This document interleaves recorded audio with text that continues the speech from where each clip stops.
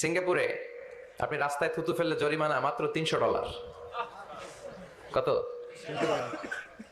রাস্তায় যদি আপনি লিটারিং করেন, আপনি থ্রো করলেন কোনো জিনিস, চিপস খাওয়ার পরে চিপসের প্যাকেট ফেলে দিলেন, এটা পুলিশ দেখলে আপনারে $500 জরিমানা দিবে।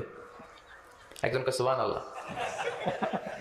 তো এই জরিমানাগুলো আমাদের দেশে দরকার ছিল, ঠিক কিনা? সরকার চাইলেই এগুলো পারে। এই যে দুর্নীতি, ঘুষ, তারপরে বেকারত্ব, এটা বড় অভিশাপ। যুবক ছেলেগুলোর ধ্বংস হয়ে যাওয়ার অনেকগুলো কারণের একটা কারণ হচ্ছে বেকারত্ব।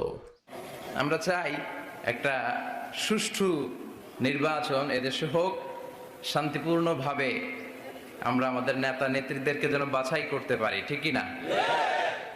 এজন্য ভোট একটা আমানত, আল্লাহর পক্ষ থেকে আমানত। কুল্লুকুম রাঈন ওয়া কুল্লুকুম মাসউলুন আন রাইয়াতিহি। তোমরা প্রত্যেকেই দায়িত্বশীল, প্রত্যেকেই